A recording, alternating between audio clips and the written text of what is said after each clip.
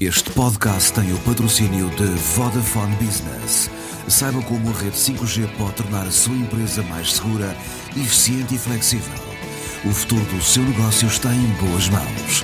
Vodafone Business. Vamos ao Antes pelo Contrário com Daniel Oliveira e Francisco Mendes da Silva, que está em direto nos estúdios da SIC em Matosinhos. Muito boa noite a ambos, bem-vindos. Francisco, Donald Trump fez hoje novas declarações, disse que o Irão quer conversar, mas que agora é tarde demais. Estão mais claros os motivos que levaram os Estados Unidos e Israel a atacar o Irão? Para mim, não. Há várias boas razões para nós desejarmos o fim do regime iraniano e até para desejarmos que alguém, pelo menos da minha perspectiva, incluindo com ajuda externa, ajude os iranianos a verem-se livres daquele regime. Há razões clássicas de empatia humanista, relacionadas com os nossos imperativos morais do velho progressismo internacionalista. O povo iraniano é um povo oprimido, as suas liberdades não existem, particularmente as das mulheres. O regime iraniano é um regime que enforca os seus nacionais, aqueles que ousam discordar em público e não só do regime. Há também boas razões geoestratégicas. O regime iraniano é o maior desestabilizador histórico daquela região. O seu programa nuclear tem que ser, a meu ver, parado, porque tem uma função militar, não tem uma função pacífica. No entanto, a guerra, especialmente a guerra de invasão de um território soberano, tem que ser a última rácio nestas coisas. E para saber se foi necessária e proporcional, eu gostava que ao menos Donald Trump conseguisse articular uma razão de ser. Qual é que é o objetivo desta guerra? Qual era o perigo iminente? Qual é que é a razão? A razão pode ser justa ou injusta, mas eu gostava pelo menos que fosse perceptível. E neste momento não é, o que me gera, sinceramente, um profundo ceticismo. E perante isto, aquilo que nós normalmente fazemos é analisar com base num grau de probabilidades.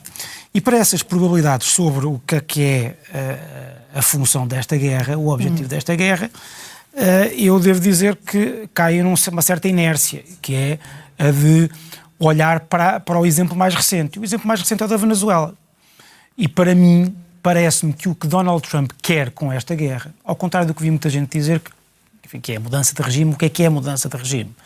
Nós podemos ter várias interpretações do que é a mudança de regime iraniano.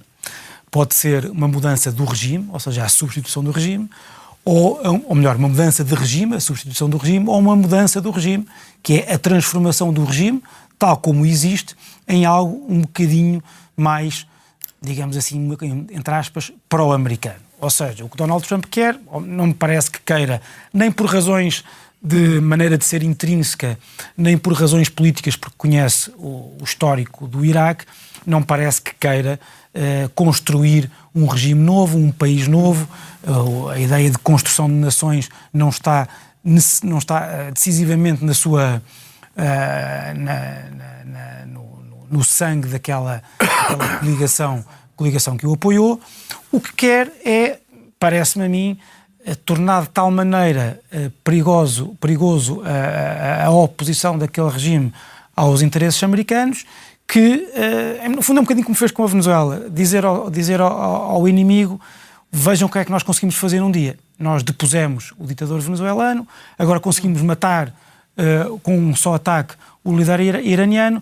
Portanto, este regime vai ter que ser um regime mais friendly, mais amigável para os interesses americanos e dos seus aliados na região. O petróleo que vocês têm vai ter que ser orientado mais para os nossos interesses do que para os interesses chineses e russos e, portanto, parece-me que é isso que está em causa. Não é necessariamente um objetivo de construção de nações, de nation building, é uma espécie de substituição do regime dentro do próprio regime, substituição das prioridades do regime, mas manutenção de um próprio regime. Mas mesmo dentro aí, do que for mais mesmo para finalizar, Estados Unidos. mesmo para finalizar, há sempre, com Donald Trump são sempre coisas trágico-cómicas, não é? Hoje tivemos a fase cómica de Donald Trump dizer que, bem, nós tínhamos pensado em 2 ou 3 pessoas para substituir os líderes a liderança do regime, mas entretanto já estão todos mortos. Daniel, são ainda imperceptíveis as razões, as motivações dos Estados Unidos e de Donald Trump? Começando com uma frase prévia, o fim da teocracia opressora no Irão ontem era tarde. Portanto, a questão, por razões internas, eu não considero que é o país mais destabilizador na região, pelo menos ultimamente tem sido Israel, mas, de qualquer das formas, evidentemente, independentemente disso, da questão interna dos iranianos e, sobretudo, das mulheres iranianas, ontem era tarde. Nós, na realidade, estamos a entrar por uma guerra e isto talvez seja das primeiras vezes que isto acontece, uma coisa destas dimensões, sem saber verdadeiramente as razões e os objetivos. Se é que eles existem, se é que eles são os mesmos dos dois intervenientes. Alguém acredita que se muda um regime de avião com intervenção aérea? Onde é que isso alguma vez... Já é difícil mudar regimes com intervenção terrestre. Como é que isso se faz com uma intervenção aérea? Do que se percebi, das várias coisas que Donald Trump disse, talvez criando um vazio. Ou seja, a ideia é criamos aqui um vazio e muda o regime. Acho que era bom termos aprendido alguma coisa que aconteceu na Líbia, percebendo que o Irão não é a Líbia, isto tem tudo uma outra escala, ou com as primaveras árabes. Mas já não digo para aprendermos com isso, para aprendermos com o Iraque. Que o colapso de um Estado levou ao caos, levou ao nascimento do Estado Islâmico naquele território, que por sua vez teve um efeito fortíssimo na guerra da Síria, que por sua vez teve um efeito fortíssimo na crise migratória que atingiu a Europa. Ou seja, que estas coisas se sentem por muitos anos, os efeitos destas irresponsabilidades. E, portanto, eu acho que a irresponsabilidade desta intervenção, além da sua ilegalidade, supera a do Iraque. A sua ilegalidade também supera, porque no Iraque ainda se tentou fingir que havia ali qualquer coisa de legalidade, foi-se à ONU, mostrou-se provas falsas, mas pronto, tentou-se. Os argumentos também se repetem em relação ao Iraque. As armas e a democracia. São exatamente os mesmos dois argumentos. Em relação à bomba, às armas, lembram-se que há 6 meses a capacidade nuclear do Irão tinha sido obliterada. Senão, para que teria servido essa guerra dos 12 anos? Pois, se calhar ou não foi obliterada ou não é essa a razão. Foi os Estados Unidos que abandonaram por 2 vezes as negociações, que transformaram na realidade em ratoeiras as 2 negociações. O mediador estava a dizer, aliás, dizia que um acordo estava próximo, e é provavelmente por isso que a intervenção aconteceu, porque Israel não quer um acordo. E eu acho que esta guerra foi sobretudo determinada por Israel. E mais, o único momento em que o enriquecimento do urânio reduziu foi no tempo em que havia um acordo com os Estados Unidos que Trump rasgou. Quanto à questão da democracia, acho que há uma lição que se tira daqui e que todos os países neste momento estão a tirar. Que é qual? Se queres garantir a tua soberania, seja uma democracia ou uma ditadura, tens de ter armamento nuclear. Ninguém chateia a Coreia do Norte. Esta é a lição fundamental desta guerra. Qualquer país que queira garantir, seja uma ditadura ou seja uma democracia, a sua própria soberania, tem que ter armamento nuclear. E o Irão, ao tentar espalhar esta guerra pelos vizinhos, pela região, tenta o quê? É só pressionar acho que tem como função. Eu distinguiria o que são as intervenções em bases militares americanas, faz parte da reação à guerra, às bases militares, de onde veio o ataque, são alvos militares, que dos outros, eu acho que também ilegalmente, acho que a função é pressionar a Europa e os Estados Unidos para os efeitos que têm. Deixa-me só terminar sobre a questão da democracia, vou ser rápido.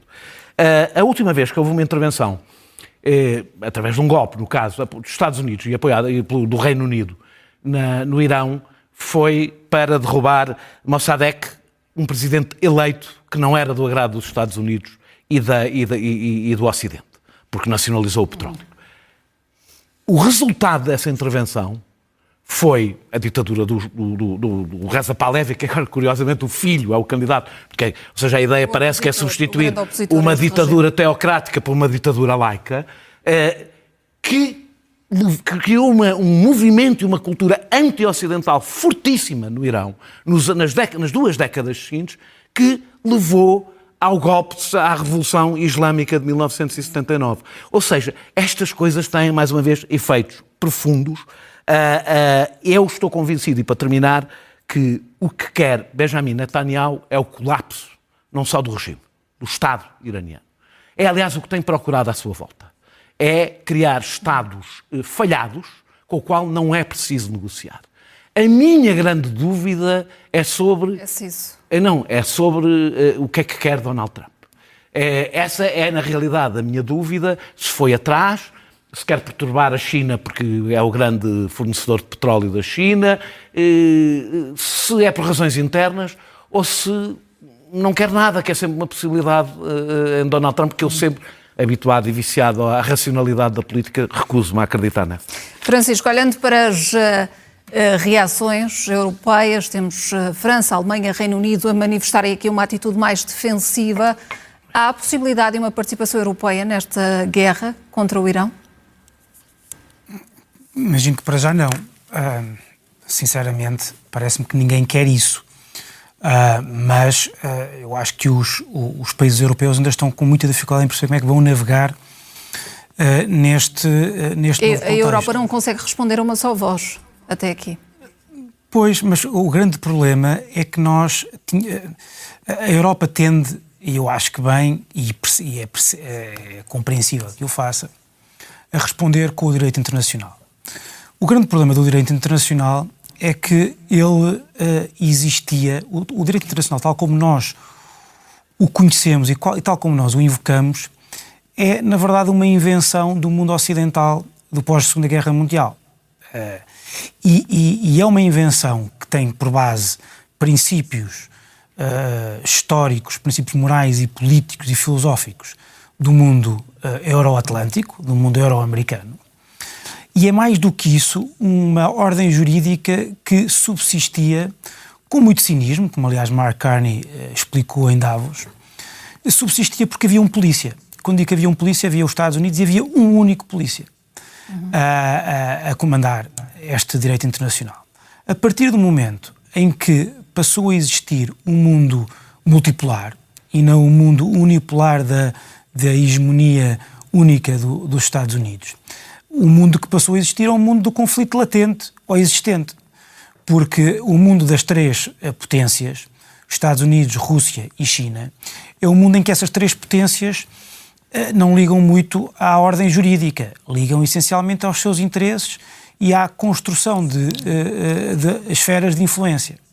E é isto que os Estados Unidos está aqui a fazer. O que os Estados Unidos está a fazer na Venezuela e no Irão, dois países com petróleo, é a estender a sua esfera de influência.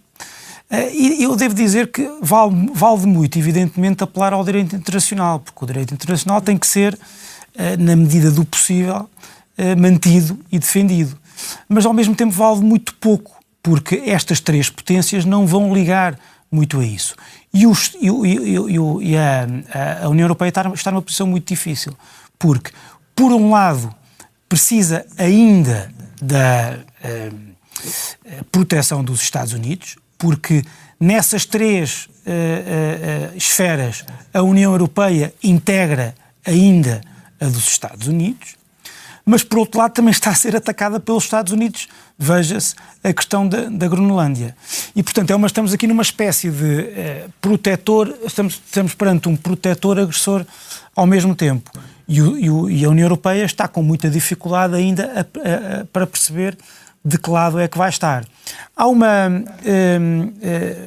só para verem a dificuldade, ou para ilustrar um bocadinho a dificuldade do que eu estou aqui, ou melhor, a dificuldade que eu estou a querer mostrar aqui, vejam como muita gente ficou surpreendida ou até escandalizada pelo facto de Mark Carney, o primeiro-ministro canadiano, ter apoiado esta invasão quando foi em Davos a principal, ou a partir de Davos, a principal voz contra a nova ordem mundial ou contra Donald Trump.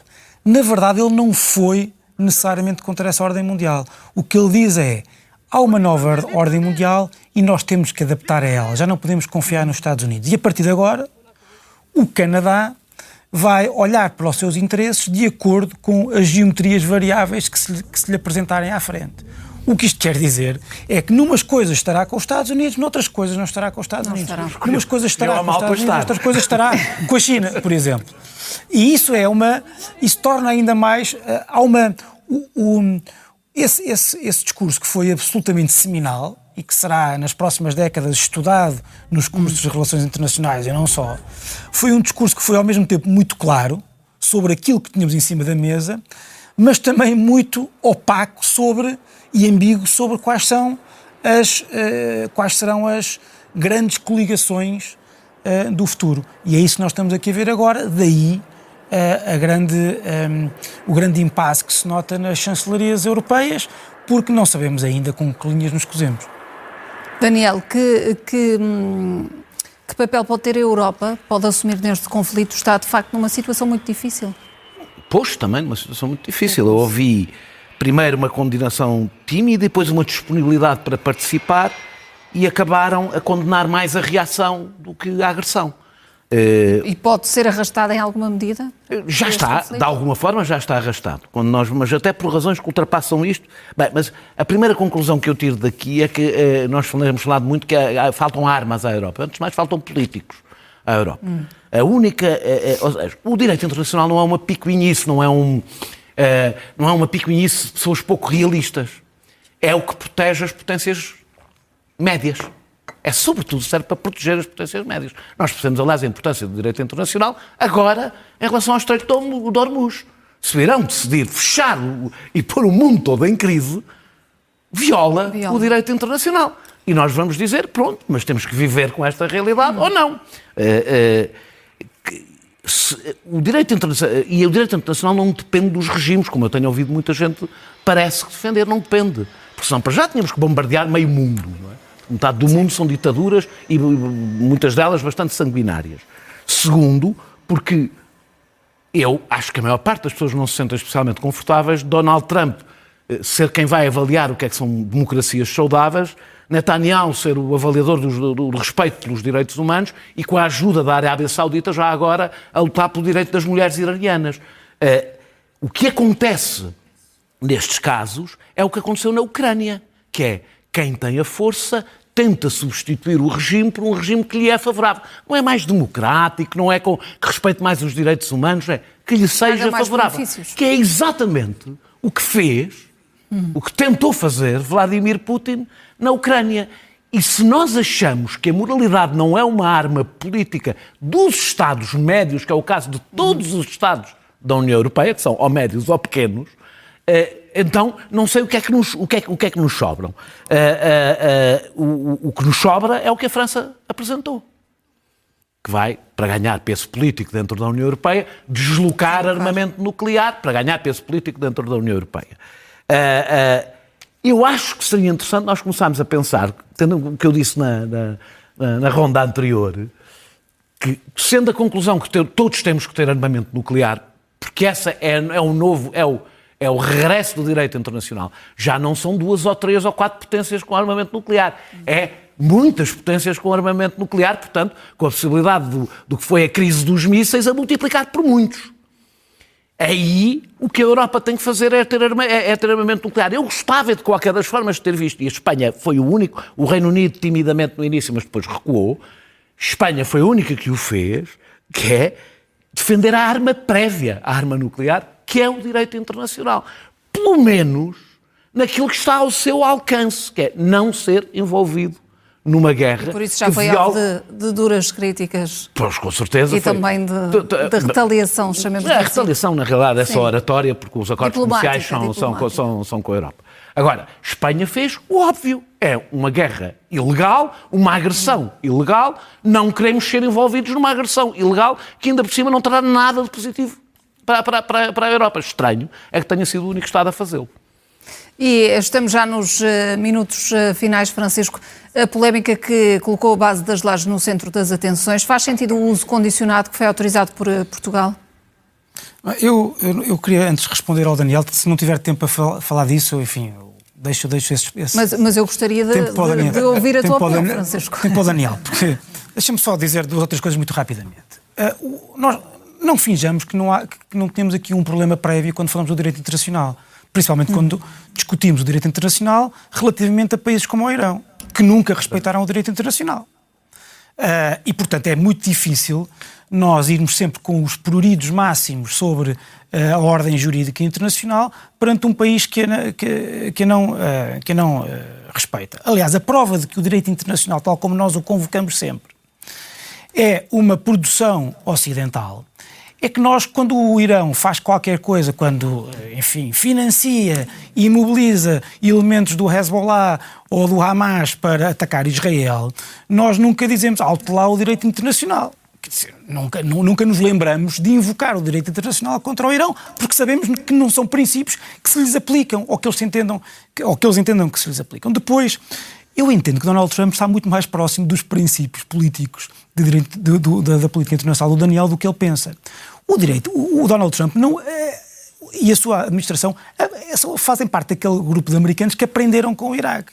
Não querem nada a democracia no Irão, isso é irrelevante. O Donald Trump disse uma coisa meia vaga, que é, bem, nós agora mandamos para aí umas bombas, vocês se quiserem peguem nos destinos do vosso país, etc. Enfim, aquilo é uma passagem que alguém lhe colocou lá no discurso. Mas ele não quer nada disso. O que o Donald Trump quer é um regime, seja democracia ou uma ditadura, que esteja de acordo com os interesses dos Estados Unidos. Depois... Francisco, rapidamente, temos que ouvir essa resposta relativamente à utilização da base das lajes. Então, enfim, abrevio e vou diretamente para aí. Toda a reação do governo português é evidentemente uma reação típica do cinismo diplomático. Foi ardilosa a resposta do ministro Paulo Rangel, as explicações que deu? Como normalmente são as dos diplomatas. Porque é evidente, enfim, Portugal, eu não estou a ver que Portugal pudesse basicamente proibir os Estados Unidos de usar a base das lajes, deu uma autorização condicionada, posteriormente aos ataques. Acredito que nenhum dos aviões que tenham estado estacionados na base das lajes, como o Governo disse, tenha participado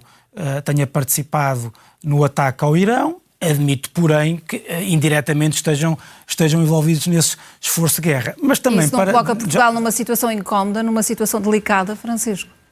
Claro, mas dizer que não aos Estados Unidos também colocaria. E, aliás, deixa-me só dizer o seguinte... Não poderíamos ter feito o mesmo que Espanha fez? Enfim, não me parece que pudéssemos, sinceramente, não me parece que seja muito útil. Acho que o Partido Socialista levantou muita voz, mas eu tenho muitas dúvidas que o Partido Socialista fizesse outra coisa que não o que este governo fez nesta circunstância. Daniel, Portugal é colocado ou não na rota desta guerra? Quer dizer, Portugal é colocado na rota de uma violação grosseira do direito internacional. Isso é. Ora, se é colocado depois, se isso tem consequências, é outro debate. Eu percebi que Paulo Rangel vive no século XIX, porque não tem nem internet nem televisão. Porque diz que não sabia, disse que não sabia, provavelmente não tinha percebido do que se percebeu, não se tinha percebido qual era a razão da enorme movimentação antes da guerra começar. Não tinha chegado ao guichê. Não identificou os sinais. Não tinha chegado ao guichê, não estava a despacho. A guerra não estava a despacho. Como evidentemente estava a haver uma preparação da guerra, era público, estava a haver uma preparação da guerra, e Portugal prescindiu da sua soberania territorial, não foi a autorizar.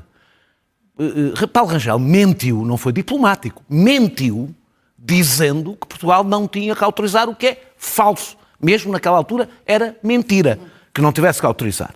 Depois vem uma autorização condicional, que só pode ser por retaliação, proporcional e alvos militares. Bem, para já, nenhuma destas três coisas está a ser cumprida nesta guerra. Não é nem proporcional, não é proporcional, aliás, porque é uma agressão. Para concluir, Daniel. E os alvos não têm sido só militares, mas, sobretudo, não é uma retaliação, nem pode ser, porque o agressor é os Estados Unidos e Israel. Portanto, não há uma retaliação quando se é um agressor. Terminando dizendo, eu também não sei se não há monitorização, como é que eles distinguem quais são os voos que são para ataques e não são para ataques. Agora, há uma questão que para mim é evidente. Há pequenas potências ou pequenos países que se distinguem não tendo força militar ou pela cooperação, ou pela economia, ou pela cultura. Portugal Portugal, historicamente, desde a sua neutralidade na Segunda Guerra, distingue-se pondo o dedo no ar, vendo para onde é que sopra, e é essa a sua política externa, desde sempre. E não é um destino inevitável em pequenos países ser assim. Daniel, Francisco, boa noite a ambos. Obrigado e até para a semana.